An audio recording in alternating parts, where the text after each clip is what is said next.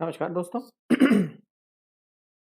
BPSC mains 66 और 67 का class चल रहा है, जिसमें आज आपका टॉपिक है रूढ़िवाद और रूढ़िमुक्त भारतीय दर्शन।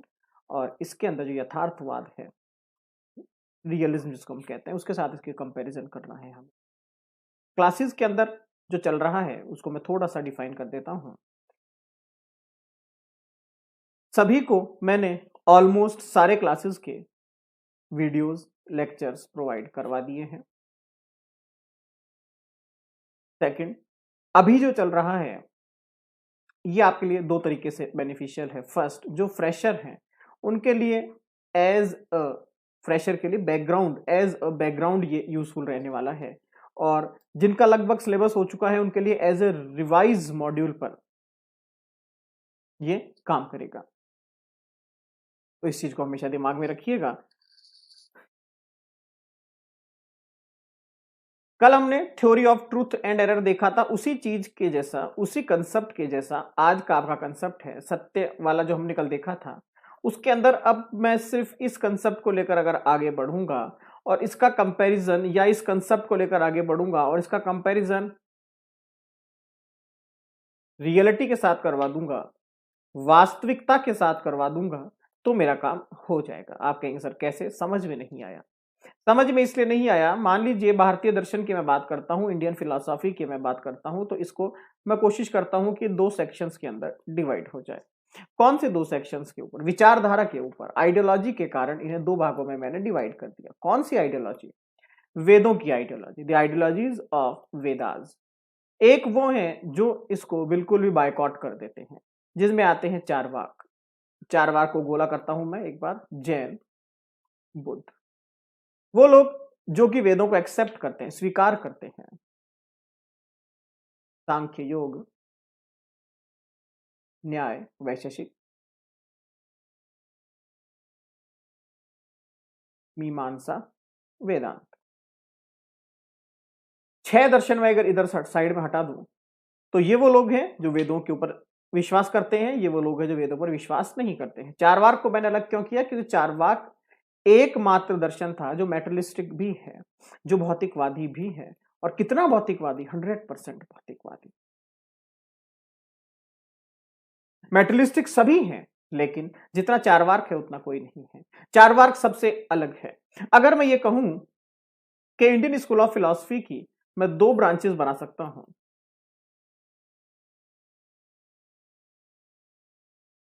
एक तरफ है चारवाक, एक तरफ है रेस्ट ऑफ ऑल, बाकी जितने बचे सारे। आप कहेंगे सर ऐसा क्यों? क्योंकि बाकी जितने भी हैं, चाहे वो जैन हो, चाहे जैन से लेकर वेदांत तक जितने भी बीच में स्कूल्स आते हैं, उन सब में कुछ ना कुछ सिमिलरिटीज है। कुछ ना कुछ सिमिलरिटीज उनमें है। भले ही आत्मा की मैं बात करूं, जिसको जैन दर्शन में जीव कहा गया है, भले ही मैं आत्मा के स्वरूप की बात करूं, जिसको बुद्ध दर्शन में स्वीकार किया गया है, तो कहीं ना कहीं सिमिलरिटीज है। लेकिन ये सबसे अलग है। तो इसकी थ्योरी जो है, रियलिटी से रिलेटेड यथार्थवाद जो है इसका, वो भी सबसे अलग होगा। और इनका जो यथार्थवाद होगा वो लगभग एक जैसा हमें दिखाई देगा। यथार्थवाद का मीनिंग क्या है? रियलिज्म का मीनिंग क्या है?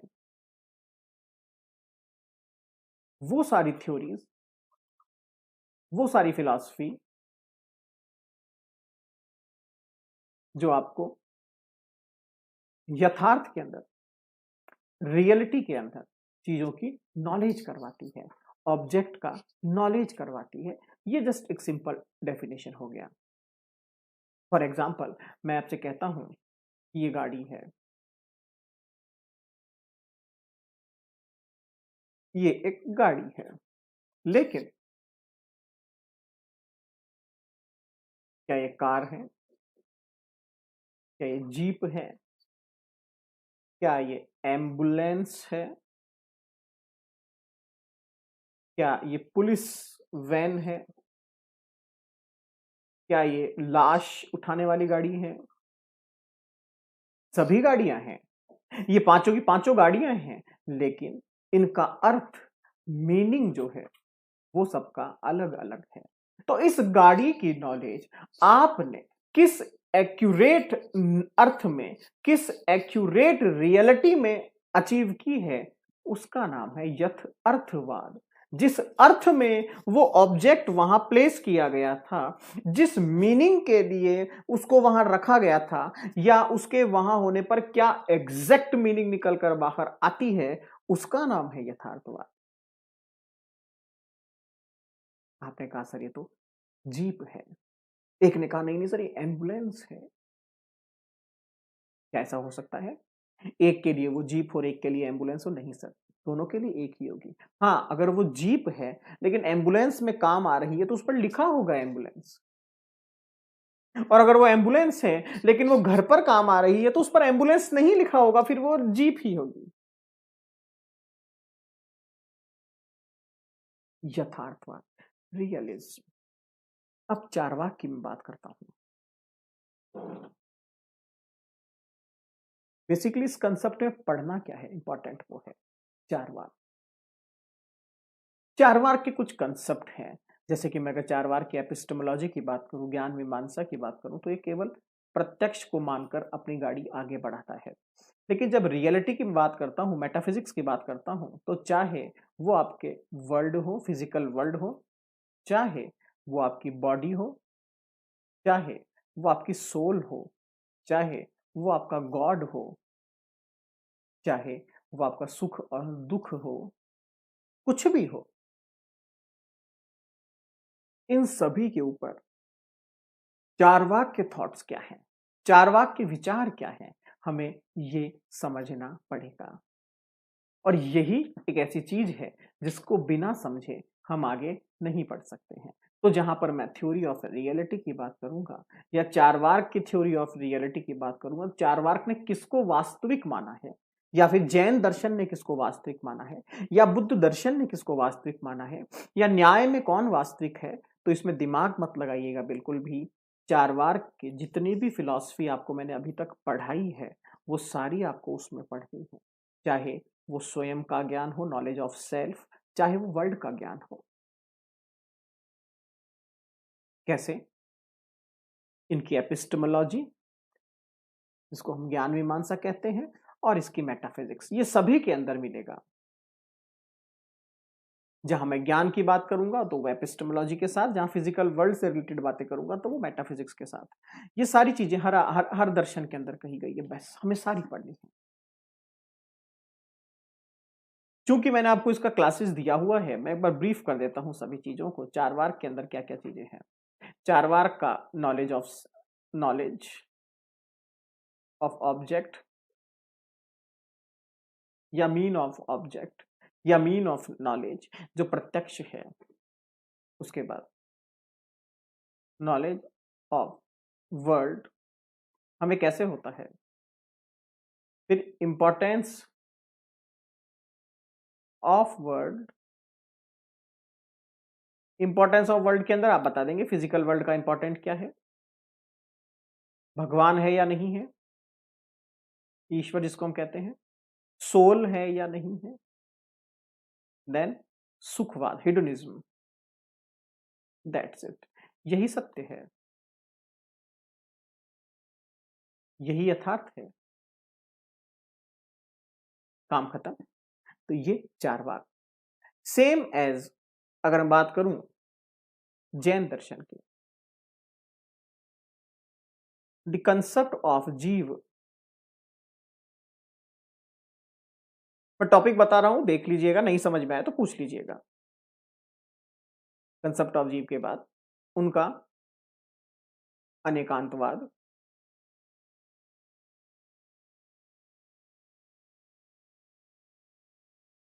अनेकांतवाद के बाद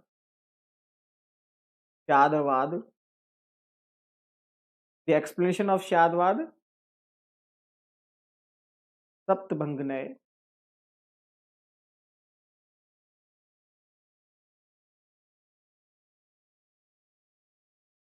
पुद्गल जिसको हम मैटर कहते हैं। ठीक है, ये सब कुछ मैं ये चीजें इसलिए बता रहा हूं क्योंकि अभी मैं आपको एक एक टॉपिक का ब्रीफ कर रहा हूं। कल से फिर मैं एक एक चैप्टर, दो दो चैप्टर एक साथ लेकर आगे बढ़ेंगे हम, ताकि आपको वो सब चीजें क्लियर अप हो जाए। बुद्ध दर्शन, क्योंकि जो क्वेश्चंस हैं वो इसी सेक्शन से निकलते हैं। बुद्ध दर्शन, तो उसके अंदर 4 नोबल ट्रूथ,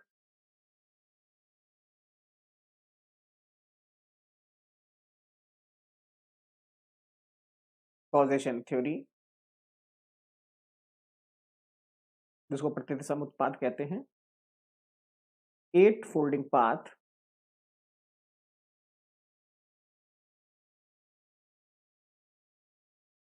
ठीक है, और मोक्ष। ठीक है, तो ये 4 वाक जैन और बुद्ध। कल से हम पहले इन तीनों को काउंटर करेंगे, इन तीनों का सॉल्यूशन करने की कोशिश करेंगे। ऑलमोस्ट आपके सिलेबस की अगर मैं बात करूं तो आपके, या फिर क्वेश्चन पेपर की मैं बात करूं तो इस क्वेश्चन पेपर में इंडियन फिलॉसफी के 3 क्वेश्चंस आते हैं, ये बात अपने दिमाग में रखिएगा। उसमें से 1 से 2 क्वेश्चन, या मिनिमम 1 तो कह रहे हैं ही, मैं 2 की भी बात कर रहा हूं। ये क्वेश्चंस जो हैं आपके 4 वाक जैन और बुद्ध से ही रेज होते हैं। कहां कहां से निकल कर आते हैं मैं वो ही बताता हूं।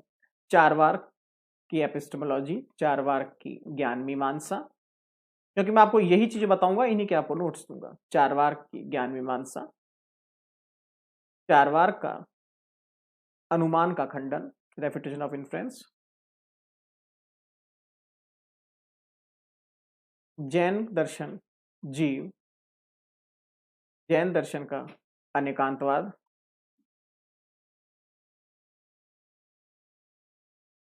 जैन दर्शन का त्यागवाद,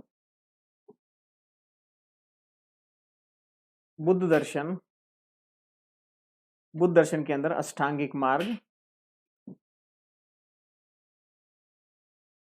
अष्टांगिक मार्ग के बाद इसका कार्य कारण का सिद्धांत, प्रत्यक्ष समुत्पाद,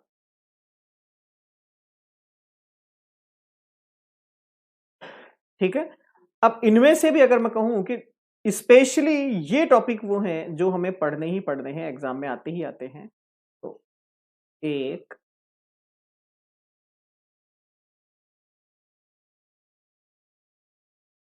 2, इस पे आप जुआ खेल सकते हैं। ये 3 वो टॉपिक हैं जिन पे आप गैम्बल खेल सकते हैं, जहां से प्रश्न आने की संभावना, पॉसिबिलिटी सबसे ज्यादा होती है। तो इन तीनों का अगर स्टडी मटेरियल आपको मिल चुका है पहले, तो आप वैसे देख लीजिए, नहीं मिला है तो आप मुझे मैसेज कर दीजिए। कल मैं आपको 4 वाक और जैन एक साथ पढ़ाऊंगा, कंपैरेटिव स्टडी कराऊंगा, प्लस हम कोशिश करेंगे 4 वाक के पिछले जितने भी क्वेश्चंस हैं उनको हम लेकर आगे बढ़े। क्योंकि अभी तक जो हमने पढ़ा है, फॉर एग्जाम्पल अभी हमने पढ़ा प्रमाण, और प्रमाण हमने पढ़ा, ये न्याय दर्शन के अंदर अब आ जाएगा। हमने theory of truth and error पढ़ा, ये भी अब पढ़ लिया जाएगा। बेसिकली अगर इस पूरे सिलेबस को मैं देखूं बीपीएससी के, तो सबसे इंपॉर्टेंट और सबसे बड़ा टॉपिक जो है वो यही है जो हम अब शुरू करने वाले हैं।